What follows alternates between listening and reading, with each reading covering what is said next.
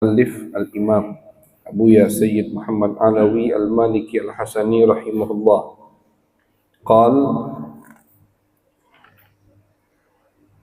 Thaniyan as-sunnatun nabawiyah, kedua dari pondasi syariat Islam yaitu adalah sunnah Nabi besar Muhammad sallallahu alaihi wasallam.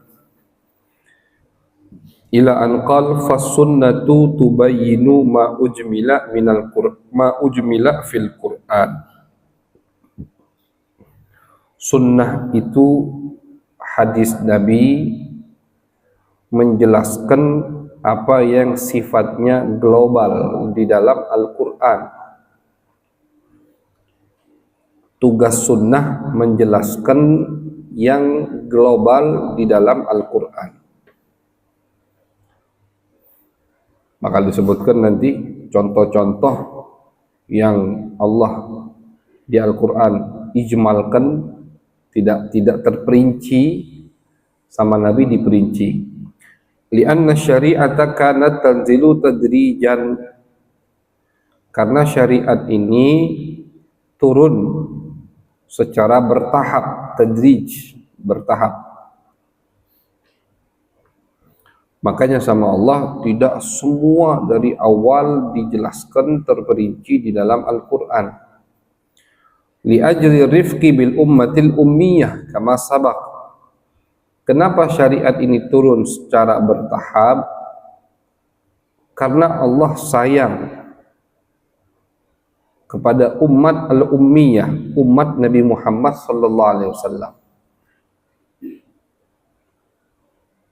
Tidak sekaligus turun hukum dari A sampai Z karena Allah sayang kepada kita.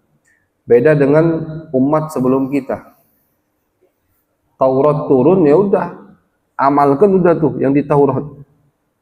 Kan berat ya. Tentunya berat ini kita bisa bayangkan berat ini untuk umat, untuk generasi yang di zaman Nabi besar Muhammad sallallahu alaihi wasallam, bukan untuk kita alhamdulillah yang dari lahir sudah jadi muslim, muslimah, sudah tahu tentang agama Islam, terbiasa. Ini untuk mereka yang biasanya minum arak seperti kopi.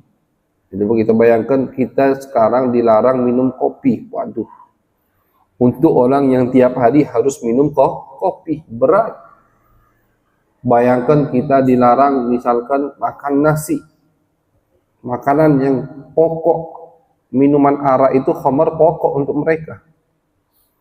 Makanya kenapa Allah tadrij bertahap menurunkan hukum? Karena Allah sayang kepada umat Nabi Muhammad SAW. Wa min jumlatir rifqi, contoh daripada lembutnya atau sayangnya Allah kepada umat Nabi Muhammad, an yanzilal ijmal thumma ya'ti tafsiluhu. Turun dulu Al-Quran secara global, baru setelah itu ada perincinya dari Nabi. Wa kullu dzalika mawjudun fi sunnati mubayyanun fiha. Semuanya yang terperinci tadi ada pada sunnah baginda Nabi besar Muhammad sallallahu alaihi wasallam. Jadi sunnah fungsinya menjelaskan, memperincikan sesuatu yang global di dalam Al-Quran. Kama anna sunnata tusyarri'u ma laysa fil Qur'ani istiqlalan. Oh, berarti apakah tugas sunnah hanya menjelaskan apa yang diijmalkan oleh Allah di dalam Al-Quran? Tidak. Sunnah juga punya tugas bisa mensyariatkan yang tidak ada di dalam Al-Quran. Tidak dikaji atau tidak disinggung sama Allah masalah itu di dalam Al-Quran, tapi Nabi yang menyebutkannya istiqlalan. Istiqlalan itu hanya Nabi secara terpisah. Cuman sunnah yang menyebutkan ini halal atau ini haram. Tidak ada dalil dari Al-Quran, maka itu juga termasuk daripada fungsi dan tugas sunnah. Sunnah Nabi Muhammad SAW. Makanya asyari' huwallah war rasul. Yang mensyariatkan hukum dalam agama kita ini hanya Allah dan hanya Rasul. selain Allah dan Rasul tidak berhak untuk mensyariatkan hukum. Imam Syafi'i tak berhak ngomong ini batal, ini tidak batal. Tidak berhak, kecuali kalau dia memahami atau membaca, mengambil hukum tersebut dari Al-Quran dan hadis Nabi besar Muhammad SAW. Jadi tidak berhak siapapun, bahkan sahabat tidak berhak. Makanya di madhab kita, qaulus sahabi laisa bihujjah. Di madhab kita, ucapan atau pendapat sahabat bukan dalil. Bukan dalil. Kalau hanya pendapat sahabat, misalkan minum kopi, boleh atau tidak? Oh boleh. Kenapa? Karena Abu Bakar minum kopi, nggak bisa jadi dalil. Harus ada dalil tambahan yang mengarah kepada Nabi Muhammad. Oh, Abu Bakar minum kopi di zaman hidupnya Nabi Muhammad. Begitu. Berarti kan Nabi pasti tahu.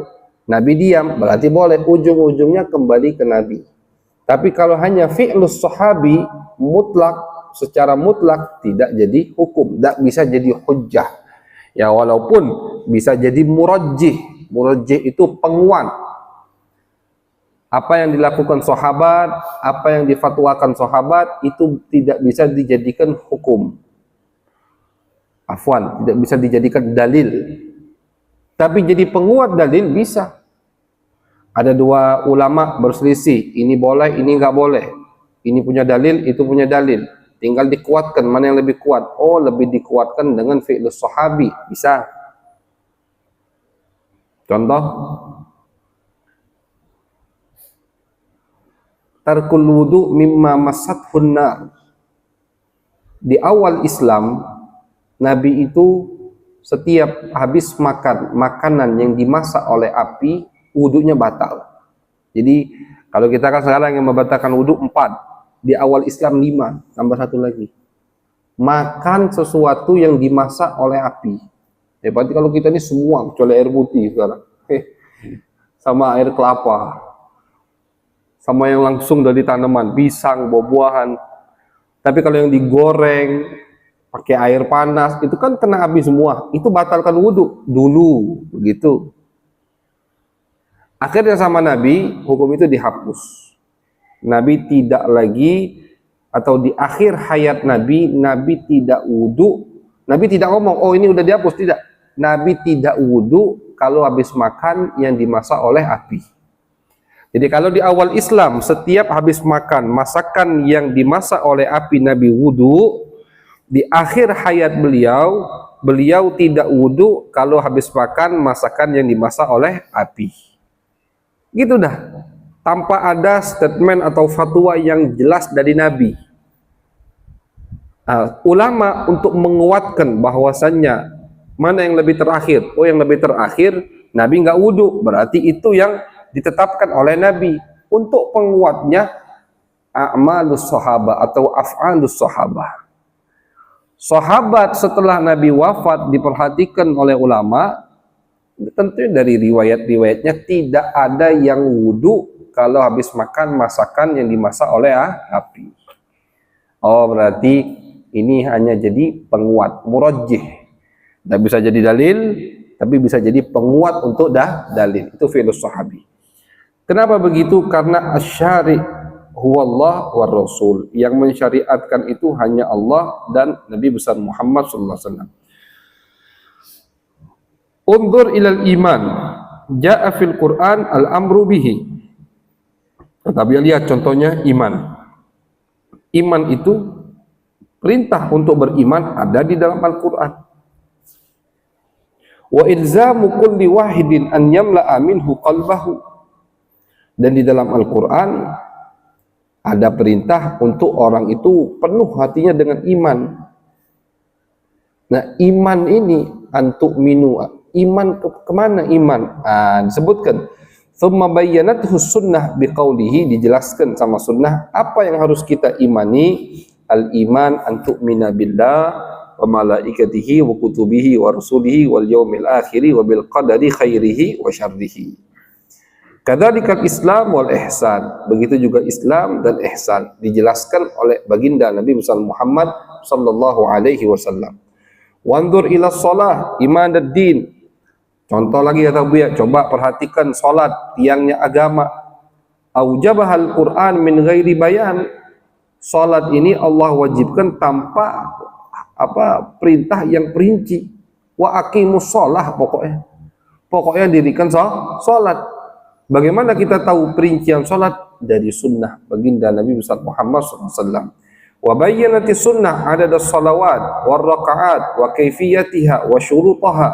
Sunnah semua yang jelaskan berapa salat 5 waktu, berapa rakaat, subuh 2, zuhur 4, asar 4, maghrib 3, isya 4, bagaimana caranya, apa saja syaratnya, rukunnya.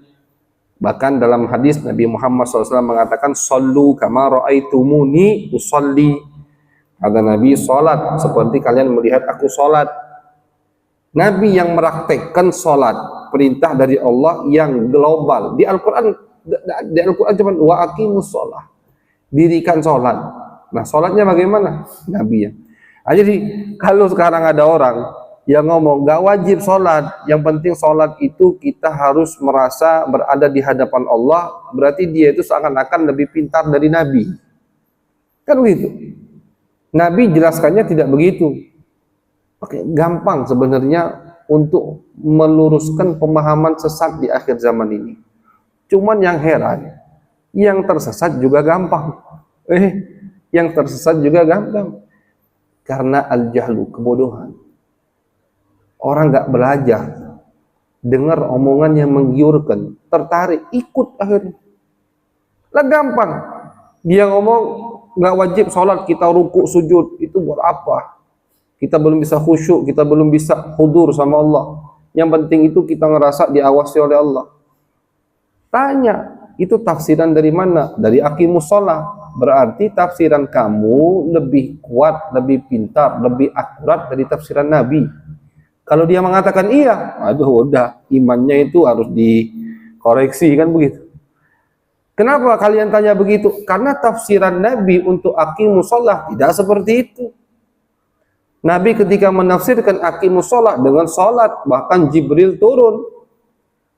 Al-Imam Asy-Syaukani dalam kitab Nailul Autar, beliau sebutkan bagaimana Nabi belajar sama Jibril salat.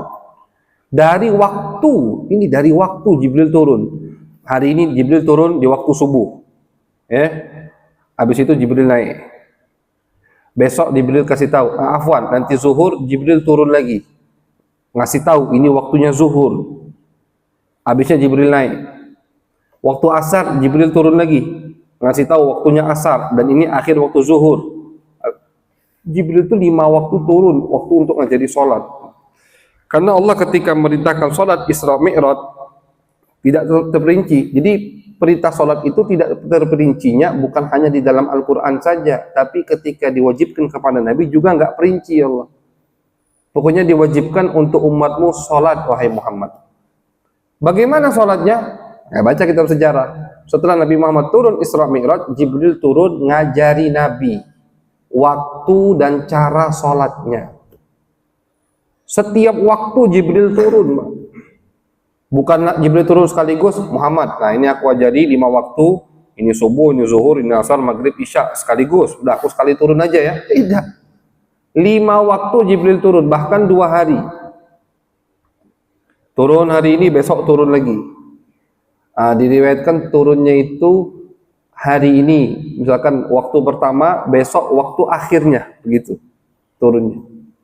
Intinya Jibril ngajari Nabi waktu sholat dan bagaimana caranya sholat. Kalau ada orang yang mengatakan gak perlu kita sholat, ini sesatnya itu sangat jelas sekali.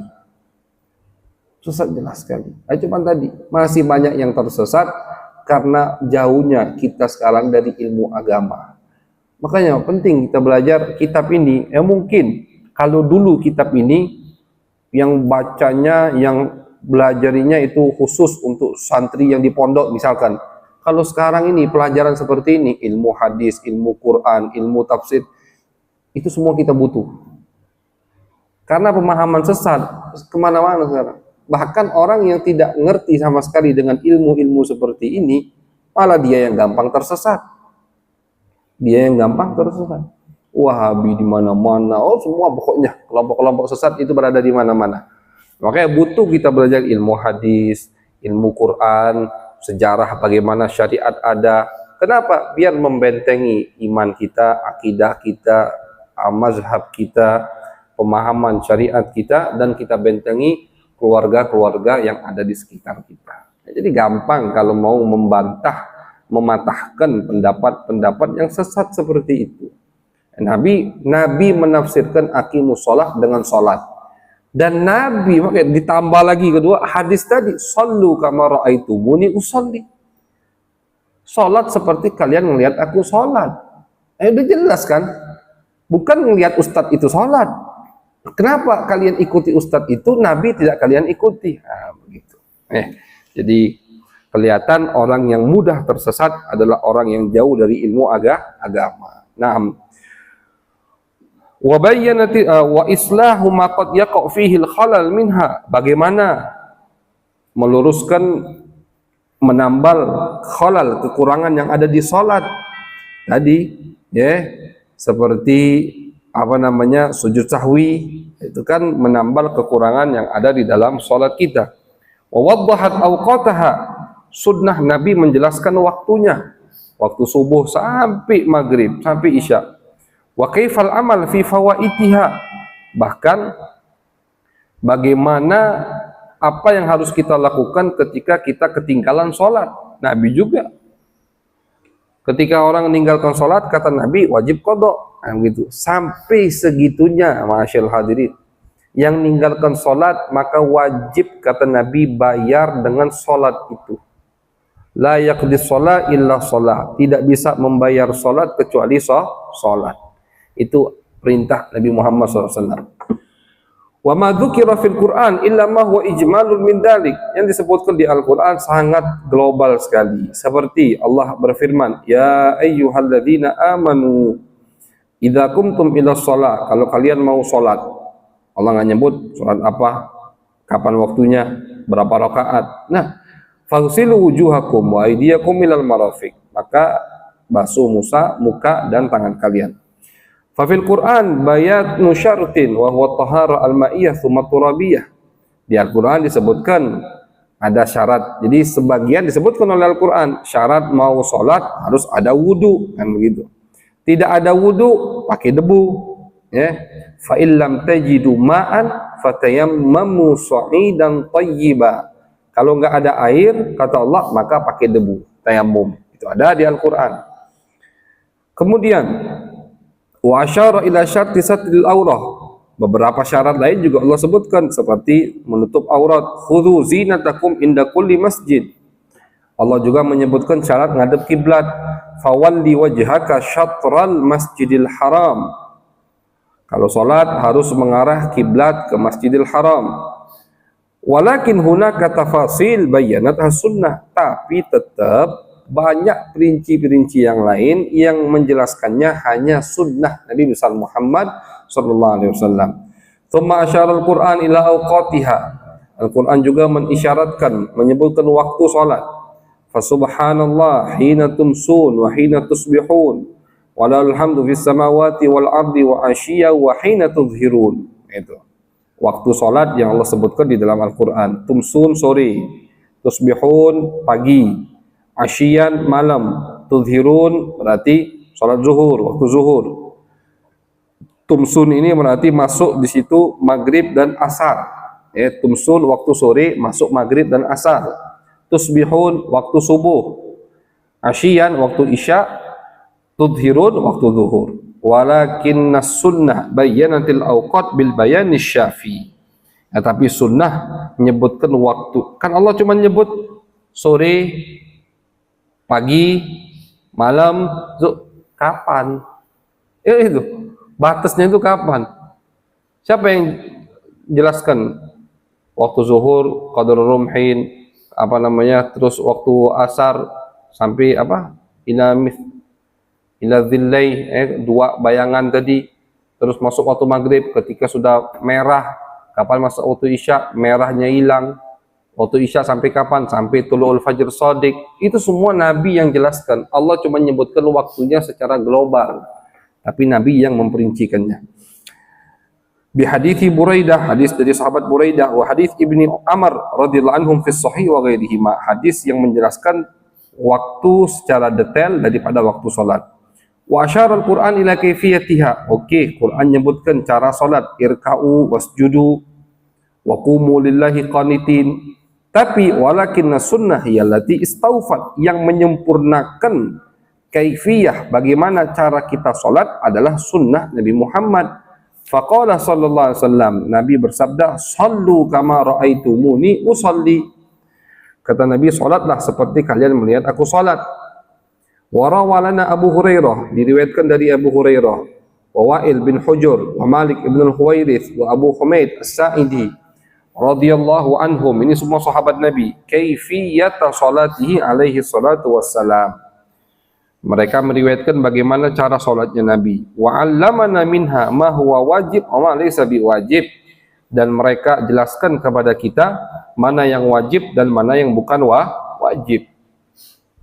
Wa hakadha zakah, begitu juga zakat. Asyarul Quran ila wujubiha, Allah di Al-Quran menyebutkan wajib zakat. Walladzina fi amwalihim haqqum ma'lum lis-sa'ili wal mahrum. Kata Allah, di harta mereka itu ada hak untuk orang yang butuh, kata Allah, yaitu zakat. Walakin min aina ulimal qadrul wajib, kata Abu Ya, tapi dari mana tahu batasan zakat wajib kapan? Ulima minas sunnah, diketahui dari sunnah hadis Nabi. Wajibnya zakat di Al-Quran, tapi apa yang dizakati, batasnya sampai mana, itu semua ada di sunnah Nabi Muhammad SAW. Qala alaihi salatu wassalam, Nabi bersabda, fima saqatil uyun aw kana athariyan al-ushru wa ma suqiya bin nadhi nisful ushri. Qala wa fi riqazil khumsu, tanaman, kata Nabi, tanaman tadi yang wajib dizakati hanya kurma dan anggur, cuma 2 buah itu kata Nabi yang wajib dizakati 1/10 kalau disiram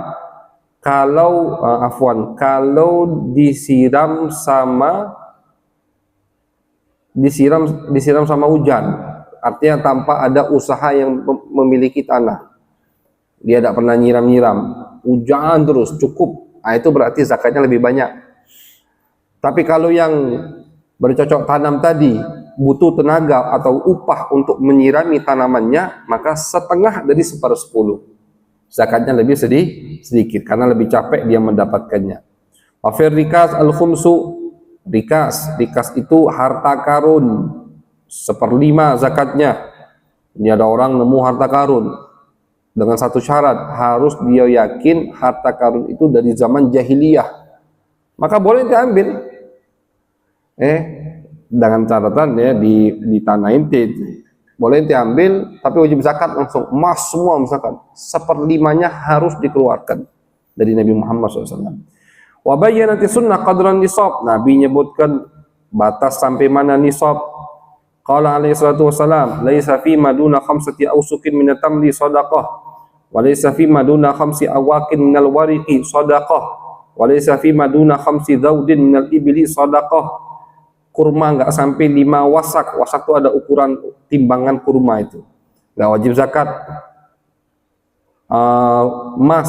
Perak nggak sampai 5 awak, 200 dirham, nggak wajib zakat. Onta nggak sampai 5, nggak wajib zakat. Nabi yang jelaskan. Wa hakadha shaum, begitu juga puasa. Aujaballahu alaina fil Quran shaum syahri Ramadan, Allah mewajibkan kita puasa bulan suci Ramadan. Wa bayyanati sunnah, tapi yang menjelaskan annal murada asy-syahrul qamari alladhi yakunu 30 wa yakunu 29, yang menjelaskan 1 bulan itu bulan apa? Bulan syamsi atau qamari, hijri.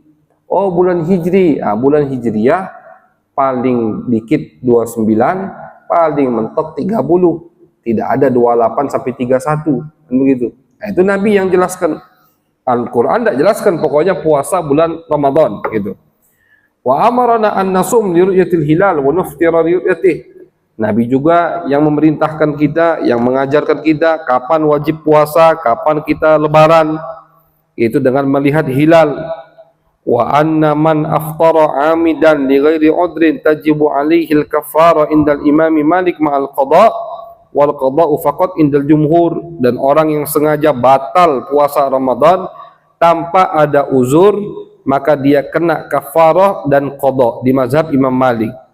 Jadi mazhab Imam Malik ketat di masalah puasa. Di mazhab Imam Malik, orang yang batal puasa Ramadan tanpa uzur, sengaja batal, itu seperti hukumannya di mazhab lain ketika orang batalnya dengan berhubungan suami istri. Orang yang batal dengan menyetubuhi istrinya lagi puasa, itu kan hukumannya berat. Pertama, wajib memerdekakan budak. Tidak ada wajib puasa 2 bulan berturut-turut. Harus ini. Tidak sanggup, sakit misalkan orangnya, baru memberi makan 60 miskin. Tapi ini harus urut. Nggak bisa 1, baru boleh kedua. Nggak bisa nomor 2, baru boleh ke nomor 3. Itu di mazhab Imam Malik untuk semua yang batal tanpa uzur. Tapi di mazhab lain tidak. Di mazhab lain yang batal tanpa uzur, tapi batalnya makan, minum, ngerokok, misalkan, itu dosa dan wajib qada. Cuman tidak ada denda atau sanksi. Tapi batalnya dengan bersetubuh istrinya, batalnya itu karena bersetubuh, itu tadi sanksi 3 hal tersebut. Itu semua hadis Nabi yang menjelaskannya. Wa hakadzal hajju, begitu juga haji, kata Buya, aujaballahu fil Qur'an al-hajja ala man istata'. Allah mewajibkan haji di Al-Qur'an bagi yang mampu. Wa bayyana arkanah, Allah juga sebutkan sebagian rukun haji. Fa asyara ilal ihram, Allah sebutkan ihram. Wala tahliku ru'usakum hatta yablughal hadyu mahillah, ini perintah untuk ihram. Allah juga sebutkan rukun haji wukuf di Arafah. Fa idza afattum min Arafat, kalau kalian habis dari Arafah. Allah sebutkan wa bayyana sa'ya wat tawaf, Allah sebutkan sa'i tawaf. Innas safa wal marwata min sya'airillah, Allah sebutkan tawaf, itu sa'i tadi. Kalau tawaf, wa tahhir baitiya lit taifin, sucikan rumahku untuk orang yang tawaf, kata Allah. Allah sebutkan beberapa hal yang berkaitan dengan haji. Tapi wa bayyanatis sunnah kaifiyatul ihram mamnu'ati, yang menjelaskan bagaimana kita cara ihram itu Nabi. Apa yang haram untuk orang yang lagi muhrim, itu yang jelaskannya Nabi. Wa hudud Arafah, di mana batas Arafah? Nabi yang bataskan Arafah. Wa waqtal wuqufi, kapan wukuf di Arafah? Nabi juga yang nyebutkan. Wa kaifiyatus sa'i wa tawaf, bagaimana sa'i dan tawaf?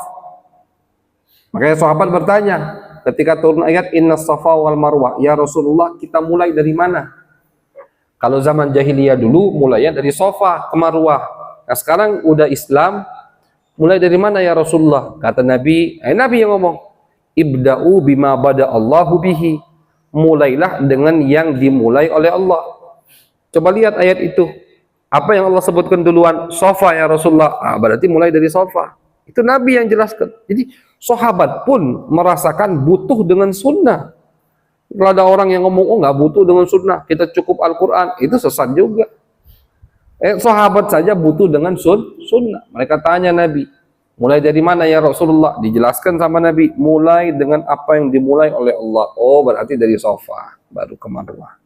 Itu semua dari Nabi. Ada dari Asywat, berapa putaran? Allah cuma ngomong orang yang tawaf, berapa putaran? 7 putaran. Nabi syaratnya apa? Bagaimana? Nabi semua yang jelaskan.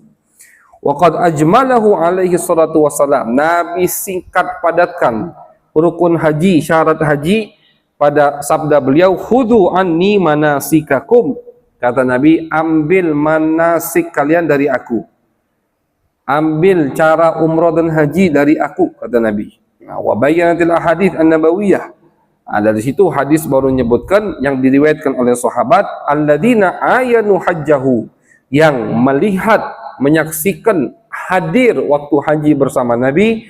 Mereka sahabat meriwayatkan tafasila dzalik, Yang mereka meriwayatkan perinci dari hajinya Nabi. Nah, jadi kalau masalah haji, Nabi tidak satu-satu diucapkan sama Nabi, tidak. Ya karena kan lagi haji. Kan haji juga kan, haji itu ilmu praktek. Orang menguasai ilmu haji cuman baru dari teori, itu masih bingung, tidak bisa hafal, tidak bisa. Syekh Abdurrahman Bafadol, iya, Sahibu Bushral Karim, yang punya kitab Bushral Karim. Bushral Karim itu masalah hajinya paling terperinci. Ada ulama Syafi'iyah mengatakan hij fil bushral. Kalau kalian mau haji, di kitab Bushral Karim. Kalau kalian mau haid, di kitab ini. Kalau kalian mau zakat, di kitab ini. Ada kitab-kitab, lupa alfaz gitu terusannya. Cuman yang kita ingat kalau haji di kitab Bushral Karim. Menguasai. Tapi beliau belum pernah haji atau umroh. Akhirnya datang ke Mekah. Haji. Ketika mau masuk ke Masjidil Haram, ada anak kecil ngelihat ini paman kayaknya orang asing. Nawarkan dirinya jadi guide. Jadi guide, mutawif.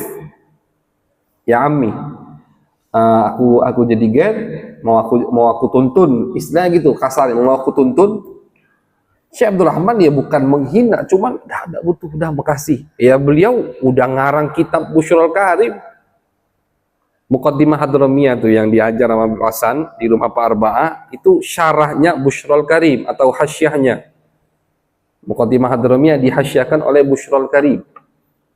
Iya, Bafadal kan? Apa muqaddimahnya punya Bafadal? Al-Faqir. Al-Muhim kitab itu isi hajinya komplit. Nah, pengarang kitab itu dia ngerasa nggak butuh. Aku udah ngarang kitab masalah haji kok, mau dituntun sama anak kecil. Beliau tidak menghina orang alim, wali. Akhirnya udah ditolak, masuk beliau. Pas masuk ke Masjidil Haram, spontan beliau mau sholat tahiyatul masjid. Baru mau takbir, langsung cepat dijawil sama ini anak. Ya Ammi, wahai paman, tahiyatul bait at-tawaf. Tahiyatul masjid untuk Ka'bah, tawaf bukan sholat. Salah inti, disalahi sama anak kecil. Disalahi sama anak kecil. Tadi nolak istilahnya. Baru masuk udah salah. Tahiyatul, kalau di masjid lain kita masuk sunnah sholat 2 rakaat tahiyatul masjid. Tapi kalau tahiyat itu kan penghormatan untuk masjid. Kalau Masjidil Haram, tahiyatul masjidnya bukan sholat 2 rakaat, tapi tawaf 7 kali. Jadi walaupun kita nggak umroh atau nggak haji, tapi masuk ke Masjidil Haram, disunahkan tawaf 7 kali. Tawaf aja. Habis tawaf baru sholat sunnah. Gitu. Akhirnya beliau merasa butuh untuk ada mutawif, guide. Ayo wahai anakku, tuntun aku. Itu. Karena ilmu haji umrah memang teori, praktek. Makanya Nabi nggak singgung sama sekali tentang, kalau perhatikan, kapan ayat haji diturunkan oleh Allah, wajib haji di tahun ke-6 Hijriyah. Walillahi 'alan nasi hijjul bait man istata'a ilaihi sabila. Di tahun ke-6 Hijriyah Allah udah nurunkan kewajiban haji. Bahkan Imam Syafi'i mengatakan sudah wajib di situ. Afwan, tahun 6 atau tahun 8? Afwan, tahun 8, bukan tahun 6, tahun 8. Tapi 6 atau 8, lupa begitu. Antara itulah, kalau ada 6, 8. Tapi Nabi tidak haji kecuali di tahun ke-10 Hijriah. Kata Imam Syafi'i, ini menunjukkan bahwasannya haji itu tidak wajib secara langsung, walaupun bagi yang mampu. Kenapa? Karena Nabi aja diwajibkan tahun ke-6, beliau tidak haji kecuali 4 tahun setelahnya. Taruhlah tahun ke-6 masih belum bisa, masih musuh, masih ada musyrikin Mekah. Tahun ke-7 masih uzur. Tahun 8 itu di bulan Ramadannya Nabi mensucikan Mekah, Fathu Mekah. Nabi tinggal di Mekah, Ramadan, Syawal, perang tadi Hunain, Taif. Habis itu Dzulqa'dah Nabi umroh, habis perang Hunain Nabi umroh. Habis umroh Nabi balik ke Madinah, udah Dzulqa'dah ini.